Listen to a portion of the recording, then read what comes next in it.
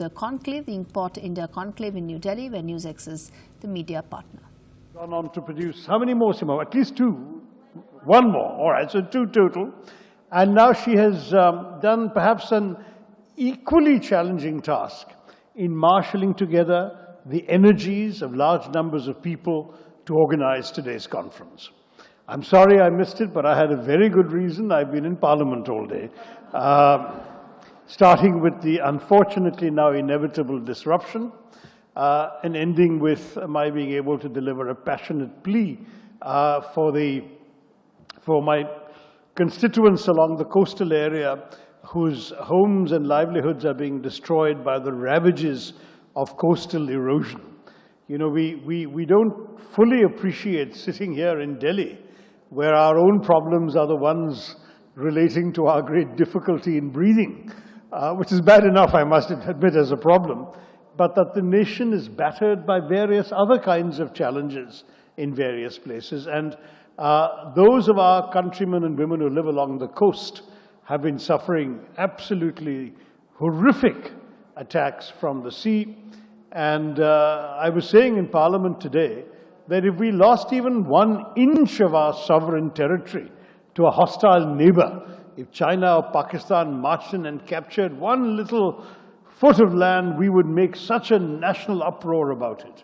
But here, Mother Nature, in the form of the sea, is taking away entire kilometers of beachfront and of coastline, and people's homes in the bargain, and livelihoods too. And I'm afraid everyone from the government on down remains indifferent. It's striking, but I'm glad that, of course, we have an opportunity in our democratic system to raise these issues, bring the attention of the government and the public to them. And then I snuck away, missing the last ongoing debates on the chit fund issue, in order to come and say a few valedictory words, and I gather give away a couple of awards this evening. I just want to commend Simar again on the initiative, on the creativity, and on her very impressive remarks just now.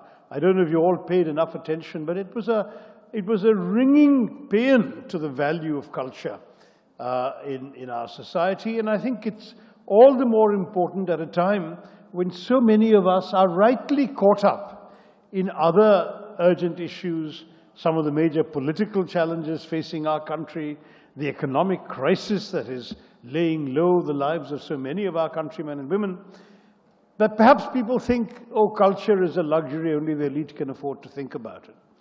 But in fact, culture is everything that every Indian does to make life more bearable, right? I mean, you know that the Bible, I think, said that the man can't live by bread alone. After all, why bother to eat bread if it's only to live? Because if you live in order to eat bread, and you eat bread in order to live, you may as well give up on the entire enterprise.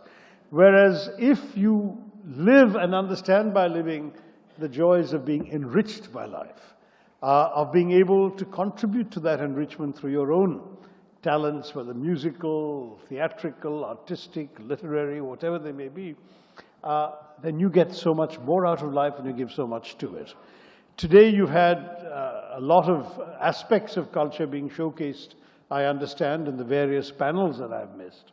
But to me, literally, the sum total of human activities constitute our culture.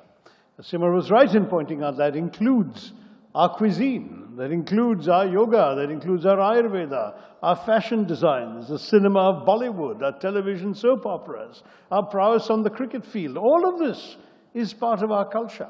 The clothes we wear, the food we eat, the exercise we do or don't, everything contributes to that larger aspect of life that we would call culture, and that is what Inkpot India has tried to celebrate today.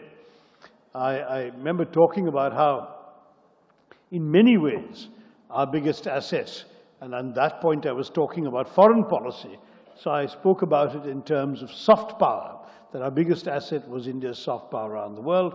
I started saying that at the beginning of this century. It's now getting on for 2 decades, but I'm glad that proposition is widely accepted now, including in policy-making circles. But the fact is that, why is our soft power important? Because our culture is part of what attracts others to us. You see, hard power comes from military might and from economic clout. Soft power comes essentially from culture, values, behavior. So, the Soviet Union can march into Ukraine and take over I'm thinking about not the Soviet Union, Russia now, can march into Ukraine or take over Crimea. The Chinese can shoot demonstrators in Tiananmen Square or suppress the Uyghur demonstrators in western part of their country. That's their hard power at its best, but it doesn't win them any friends or admirers around the world. Whereas, if they can put forward the Bolshoi Ballet, or they can put forward the beautiful opening ceremony of the Beijing Olympics, then people nod and say, wow, what a wonderful country. What we've got in our case is so much that we can offer. I talked about how, for example, in Afghanistan, we never had any soldiers there during the peak of the troubles in Afghanistan. But what was India's biggest asset in Afghanistan? It was the fact that 92% of the TV sets, and there weren't that many TV sets, but a lot of people crowded around them, were tuned to one soap opera, Kyunki Saas Bhi Kabhi Bahu Thi.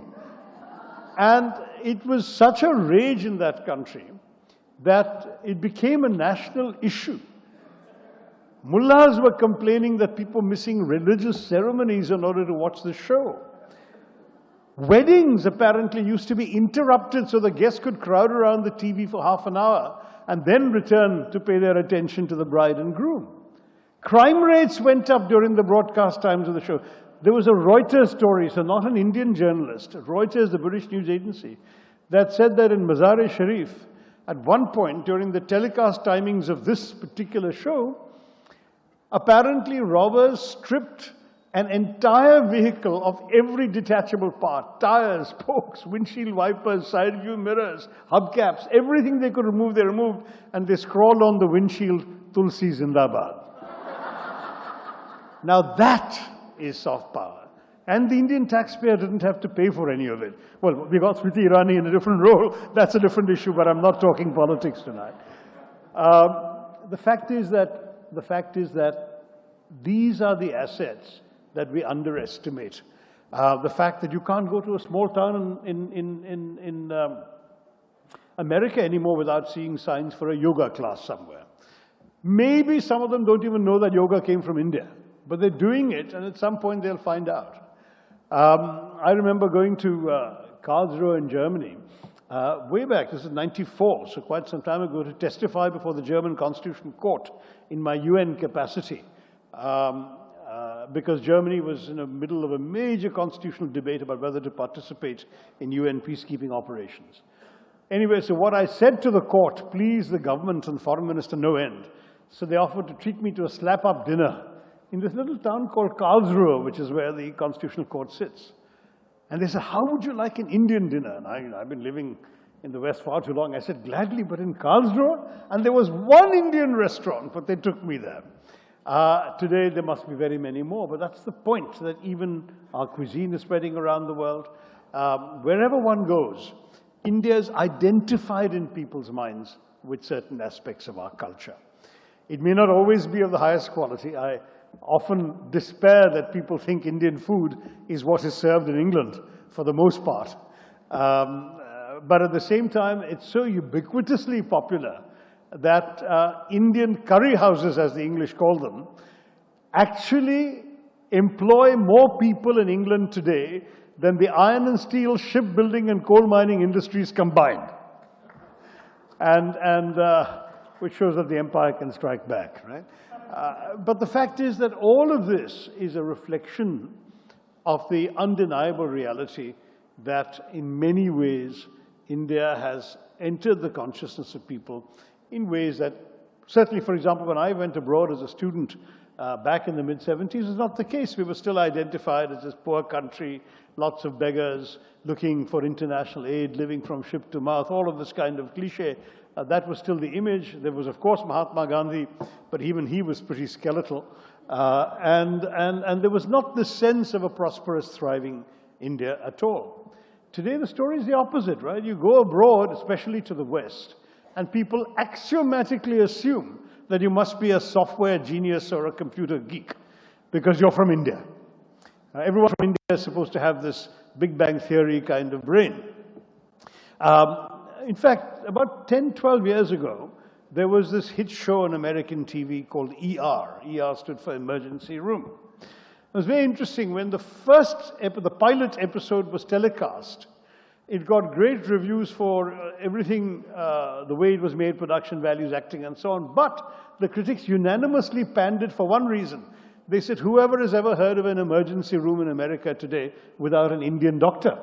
So the fact that there is no Indian in this cast immediately undermines the realism of the show.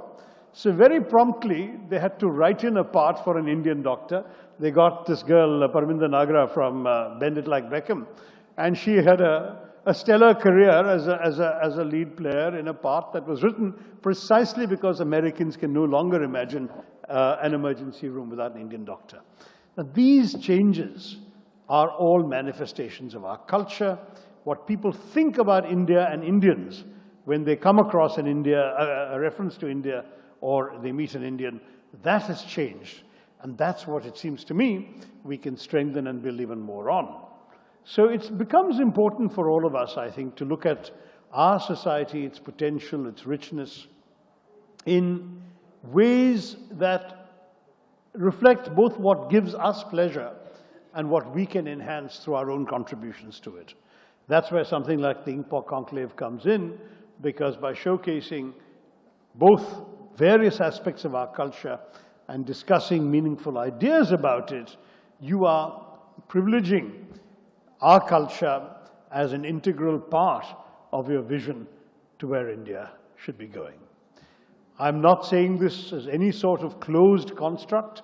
I believe very strongly that India should be, and has historically been, very much open to outside influences. Mahatma Gandhi said it better than any of us.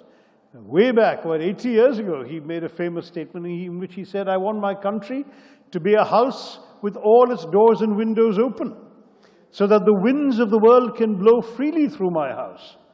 But he also added, of course, I must stand firmly enough on my own feet, not to be swept away by these winds, to be blown away by these winds.